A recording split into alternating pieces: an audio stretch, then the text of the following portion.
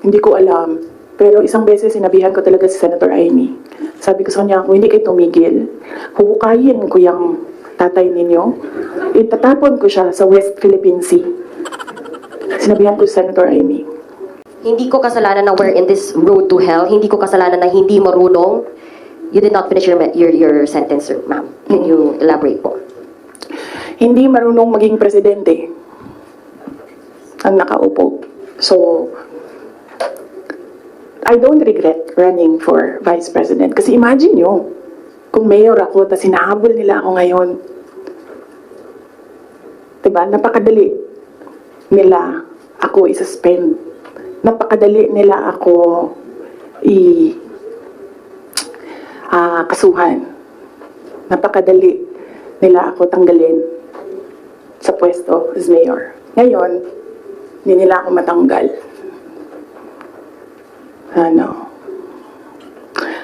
They can drag me to hell. Pagdating nila dun, ako pa rin yung presidente ng impyerno.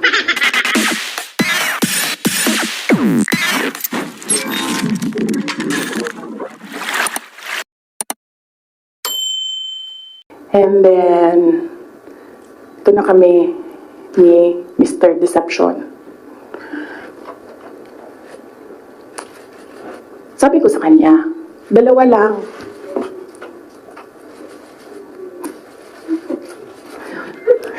Para pantay. Dalawa lang. Sabi ko, dalawa lang ang request ko sa iyo. If you win, dalawa lang ang request ko sa iyo. And I think, I requested this na one-on-one kami online. Pero meron akong nabasa somewhere na merong nakikinig sa side niya. Kasi nag-post yung taong yon. Pero yun yung request ko at the time. Kami lang dalawa. Sabi ko sa kanya, pag nanalo ka, dalawa ang hingin ko sa iyo. Unang-una, yung trabaho ko. I want to work sa security sector. Kasi there will never be development kung hindi solid ang security backbone mo. Hindi ko sinabi sa kanya yan. Pero, tinanong niya ako, bakit Department of National Defense? Sabi ko sa kanya, kasi karamihan naman ng problema ng insurgency, ng terrorism, nandyan yan sa Mindanao. Kinalakihan ko yan, naiintindihan ko siya. In fact, nung bumaba ako, insurgency-free na ang Davao City. So, naiintindihan ko siya. Yan yung gusto ko na trabaho. He said, readily, he said yes. And then, ang isa, sinabi ko sa kanya, itong trabaho na ito, maiiwanan ko yung mga anak ko. Naiintindihan ko yan. Handa ako dyan. Pero humihingi lang ako ng tulong sa iyo na suportahan mo yung air travel ko. Kasi maiiwan yung mga anak ko and gusto ko lang na pag kailangan nila ako, makakauwi ako sa kanila. Kasi itong mga bata na ito, lumaki sila sa akin. Since birth hanggang nag-decide sila na hindi na sila tatabi sa akin sa tulog. Nasa akin sila gabi-gabi.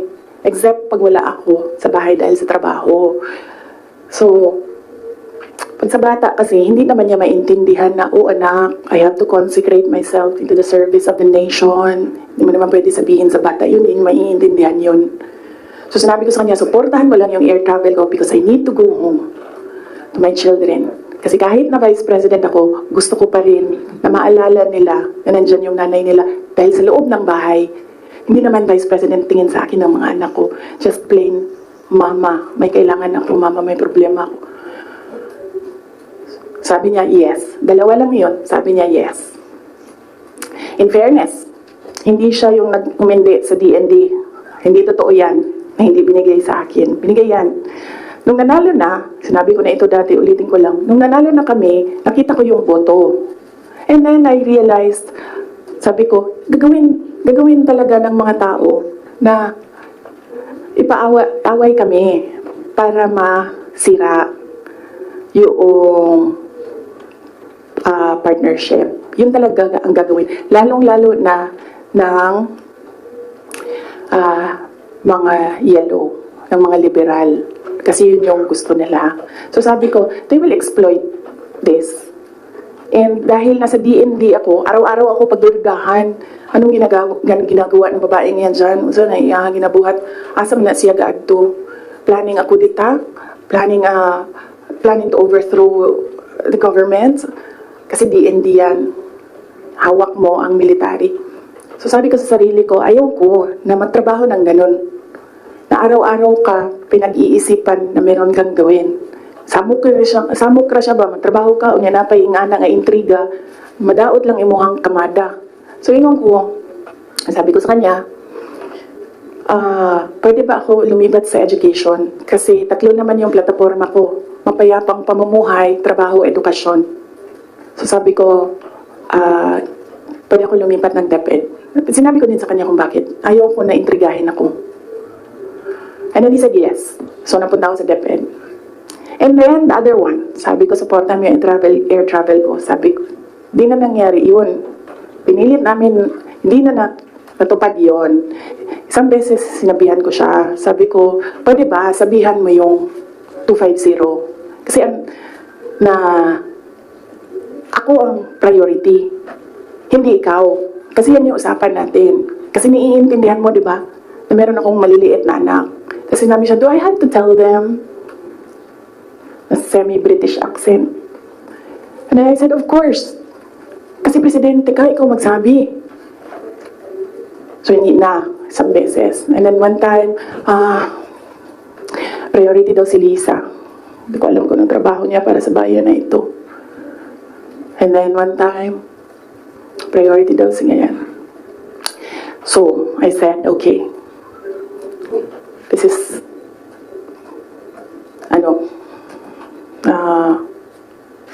some form of insincerity. Okay, wala naman problema yan. Maliit na bagay lang yan kasi akin. Problema ko lang naman yan. Di man yung problema ng bayan. Problema ba ng bayan? Paano ako babiyahe? Di naman. So, maliit na bagay. Ako na gagawa ng paraan para ako maging nanay.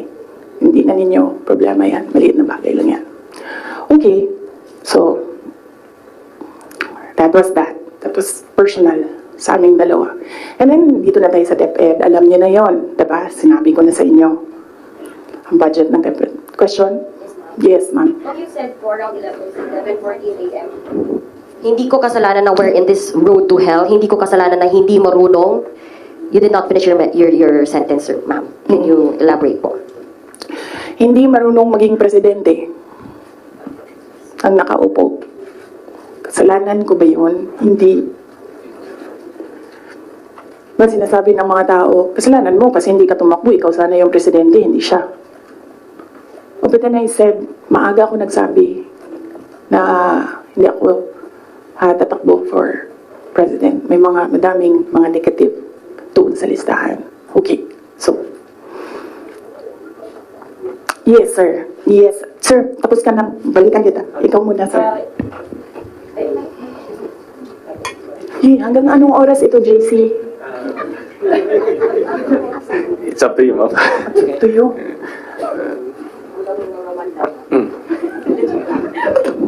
Okay. Madam VP, with all this revelation that, ayun nga, meron kayong mga request kay President Bongbong Marcos in case he wins, which is he won. And of course, yung conversation nyo with Senator Amy Marcos. Ngayon ba, do you regret teaming up with President Ferdinand Marcos during the 2022 elections? Alam mo, inisip ko yan. Naisip ko na yan. And then naisip ko kasi, ganito. Sila yung tumatakbo, di ba? Tumakbo si BBM, tumakbo si Lenny. So, idol lang naman sa kanila yung mananalo noon. Tapos, mayor ako ngayon. Imagine natin, parallel world na either sa kanila ang president and then ako ang mayor. So, I'm sure, lahat ng mga nakapalibot sa kanila, magtitingin pa rin sila sa akin doon sa Davao City. Hahabulin pa rin nila ako doon sa Davao City because tinitingnan nila, yung mga nakapalibot sa kanila, wala na yan silang pakialam kasi president na sila, di ba? Pero yung mga nakapalibot sa kanila may pakialam kasi sila yung tumitingin ng future, sila yung tumitingin ng 2028. And then, meron akong realization yan because ang nagsabi sa akin yan, si former Senate President Manny Villar. Sabi niya, wala kang kawala dyan. Saan ka man magtago, saan ka man pumunta, hahabulin ka nila kasi tinitingnan nila ang 2028. So, I don't regret running for Vice President kasi imagine nyo, kung mayor ako, tapos hinahabol nila ako ngayon. Diba? Napakadali nila ako i-suspend. Napakadali nila ako kasuhan. Napakadali nila ako tanggalin sa pwesto as mayor. Ngayon, hindi nila ako matanggal.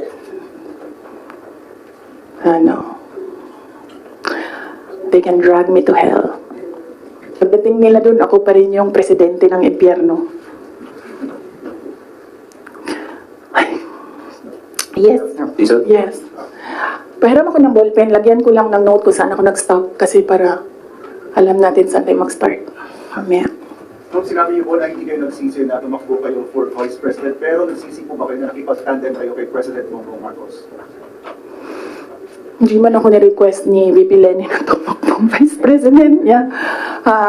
No, hindi ko pinagsisihan yung pagtakbo ko as Vice President. And hindi ko din pinagsisihan na nakipagtandem ako sa kanya.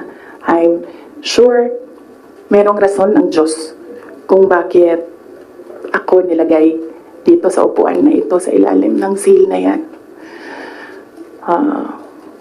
Para rin siguro sa kanya, para kay BBM or para sa bayan, hindi ko alam kung anong rason ng Diyos. Sometimes, or all the time, hindi natin nakikita ang rason ng Diyos. Nakukonect na lang natin siya kapag meron ng ibang nangyari sa buhay natin.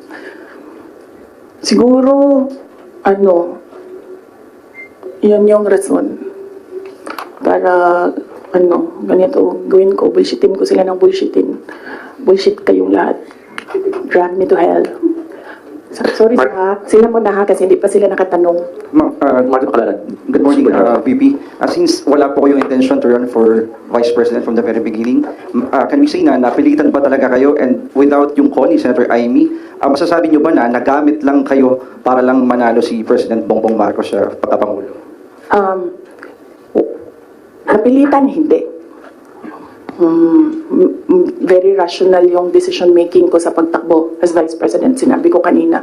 Ganon din ginawa ko. Nilista ko yung positive, nilista ko yung negative. Nandun yung positive, sinabihan ko yung pamilya ko, tell me the negatives.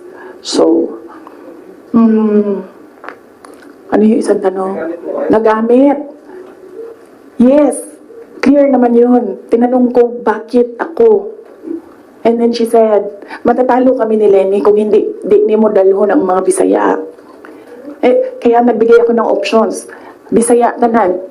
De La Rosa, Bongo, Manny Pacquiao. And then she said na hindi kakayanin. Except for Manny Pacquiao, hindi naman siya nagsabi na hindi kakayanin. Ang sinabi lang niya, nag-refuse si Senator Manny Pacquiao. So, of course, ginamit nila ako para manalo sila. Obvious naman yun. Gusto niyo makita yung survey? Hindi ko siya dala. Pero next time dalhin ko and then, pwede kayo tumingin pero hindi kayo pwede mag-picture. Yes, ma'am. Joel, DWIC. Yes. Ma'am, good morning. Ayong buntag, ma'am. So, tanawin mo, ma'am, sa tingin mo, ma'am, dapat tumakbo na lang po kayong presidente. Hindi din. Kung papabalikin ako, tatakbo kang Vice President. Lagay ko dyan. Drag me to hell. Ma'am Marlene po from Radyo sa Estrada. Here po, ma'am. Yes, ma'am.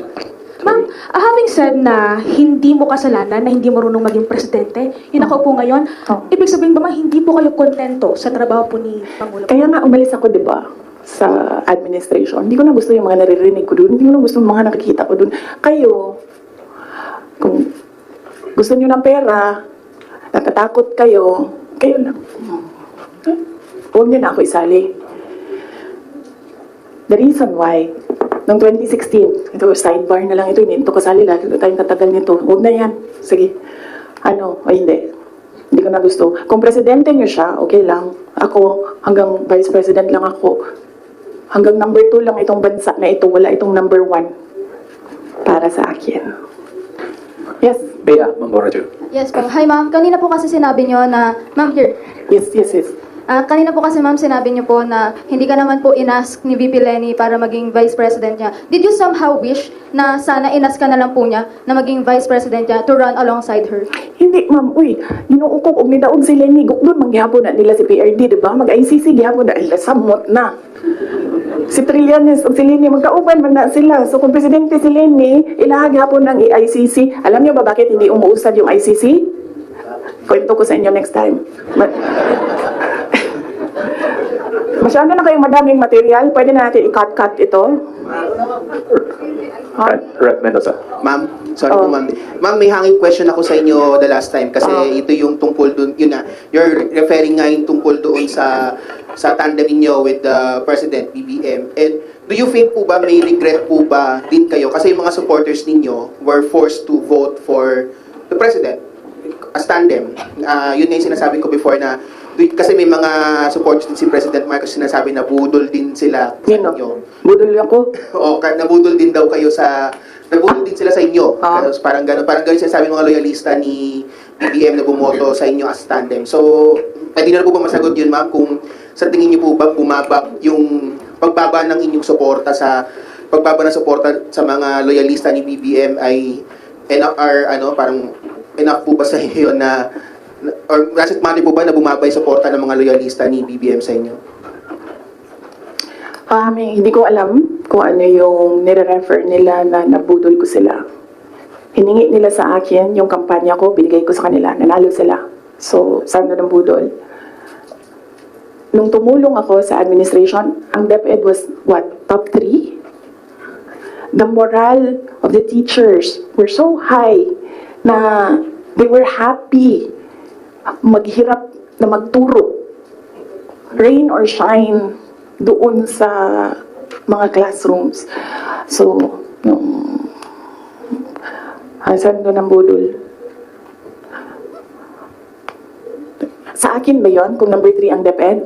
Ako ba ang presidente? Hindi. Sa kanya yon. Cabinet member lang ako. Diba? Accomplishments ng DepEd. Sa akin ba yon? Hindi. Sa bayan yon. Accomplishment yun ng president. So, budol. Ms. Aracel Garcia, Fuji TV. Hi, good Yes. ma'am.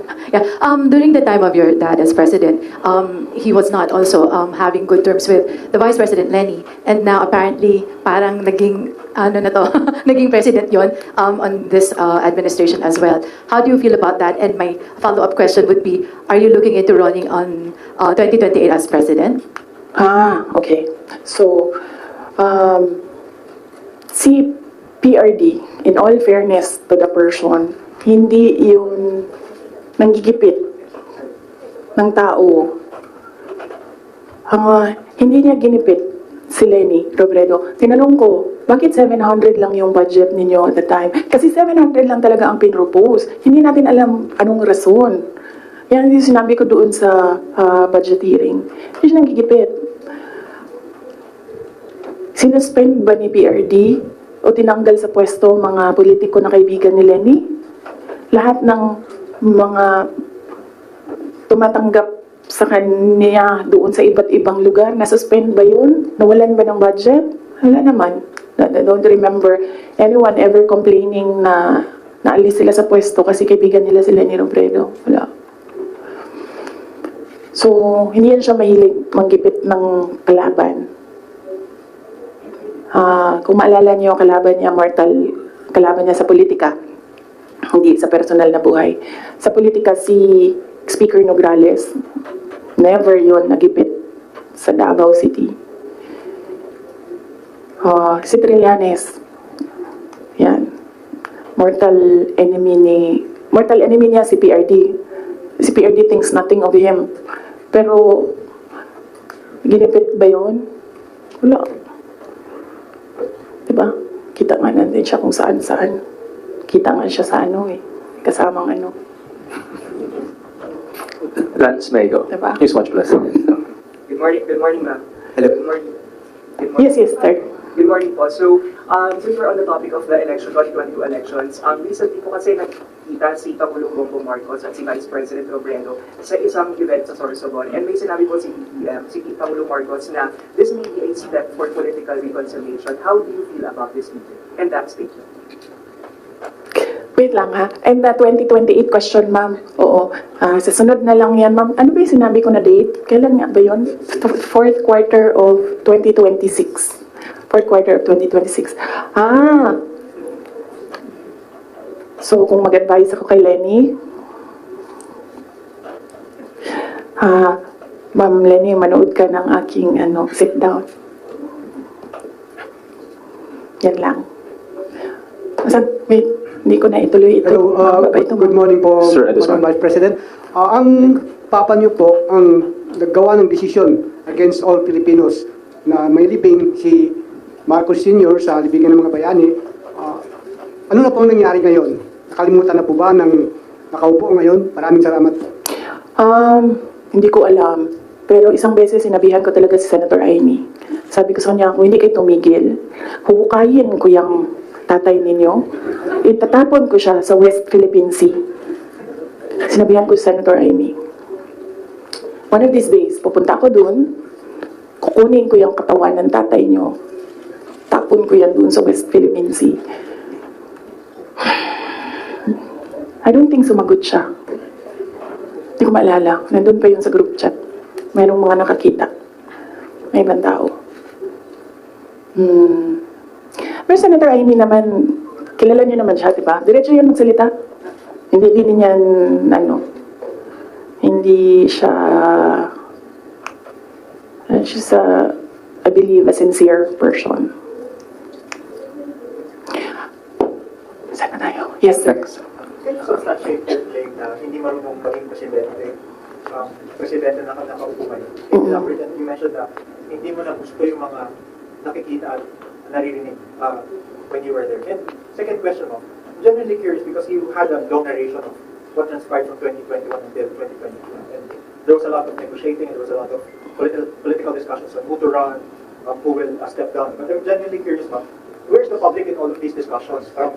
Where did you ever discuss policies, platforms? Because it's as if it's political families discussing the future of the country without regard for the public. And you mentioned that the context of all these of this press call is to give justice to the 30 million plus Filipinos who voted for you and President. Yes, oo. Unahin ko muna yung last question.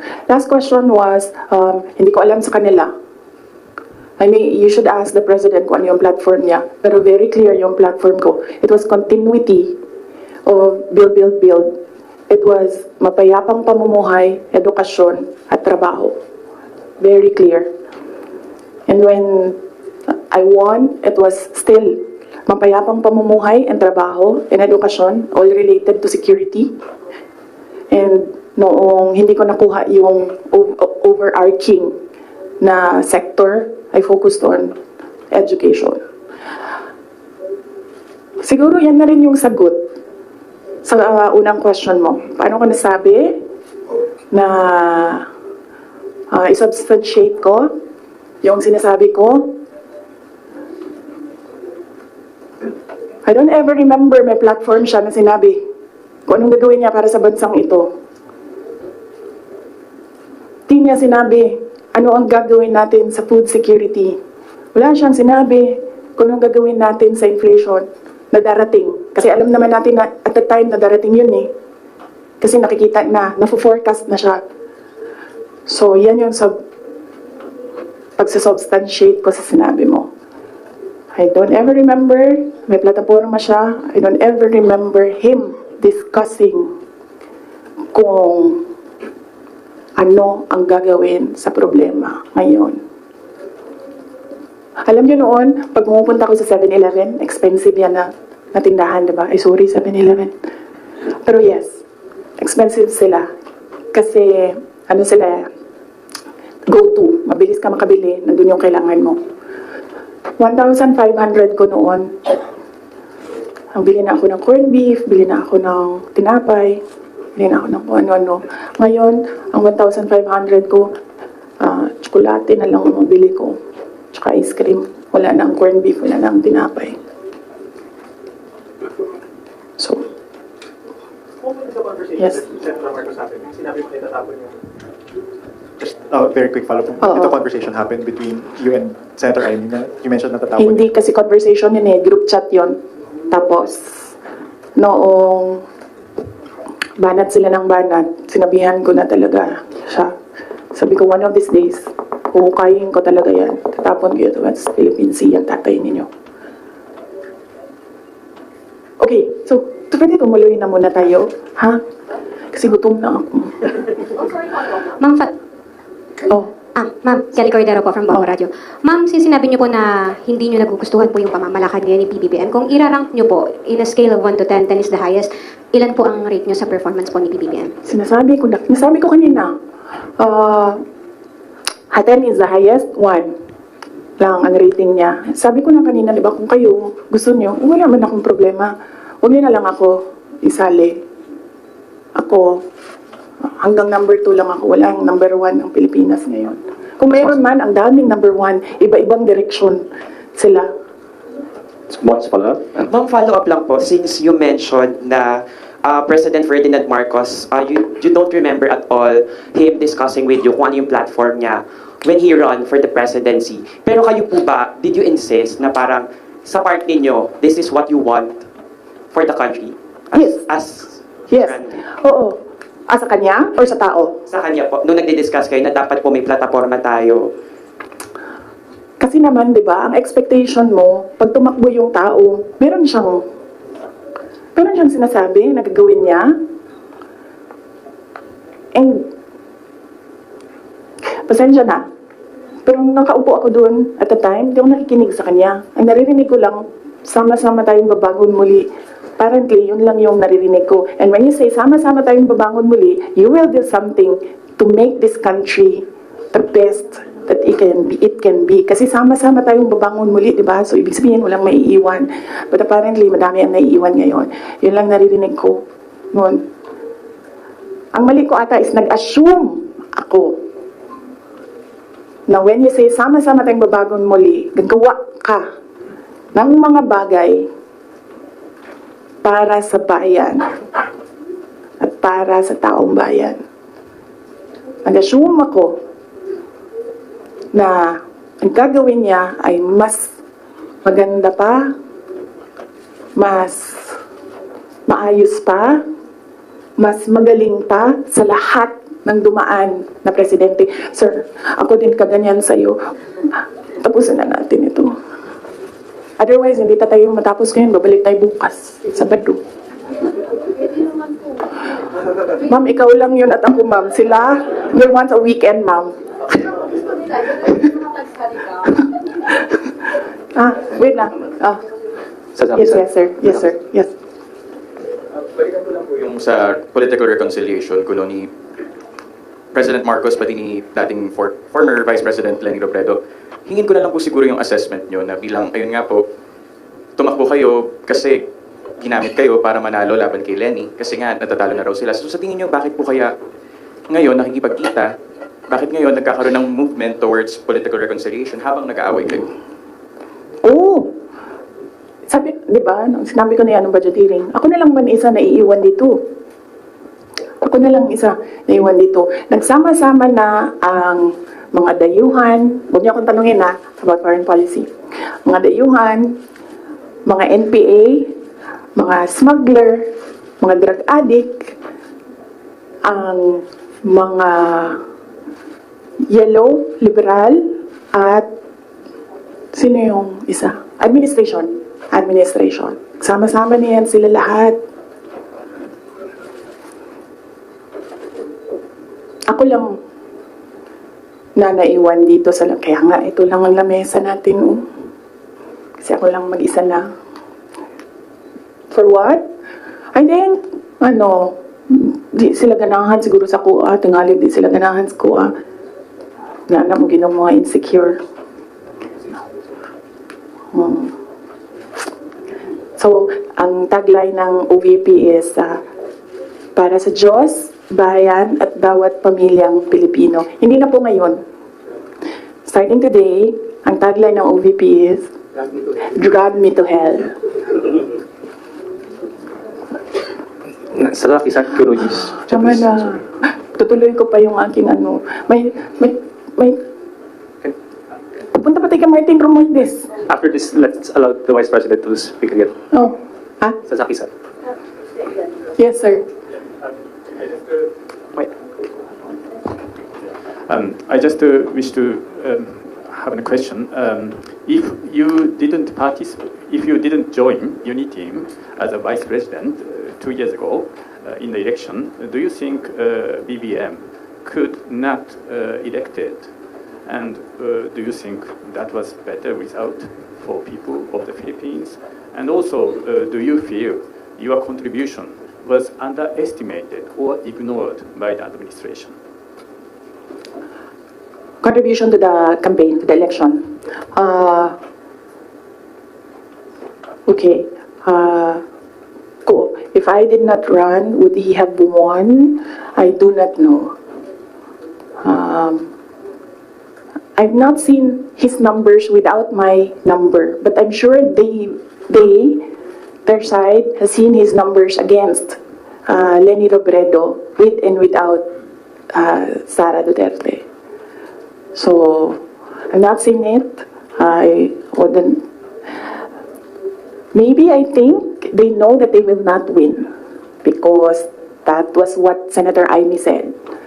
We cannot win against Leni Robredo without Visayas and Mindanao. Yes. The other question is... Do you think if you didn't agree to be in the unity, maybe BBM would not be elected? Is that better result for the people of Philippines now, do you think? If I wouldn't know as well. No, I wouldn't know if we would be in a better place if Leni Robredo is president. Something that is speculative. So I cannot answer the question if we would be in a better place if we had another president, not BBM. And also, do you think your electoral contribution was underestimated or ignored by the current president? Yes, I believe so, because we are here today because he said he was deceived. So yes, I believe yes. And they've been saying that in their communications. That, in fact, ayaw ko i-mention ang pangalan niya, so I just mentioned his initials, LG. Yan ang sinasabi niya. She did not bring anything to the table. When in fact, I am here sitting down today to tell everyone they needed me. I don't need them.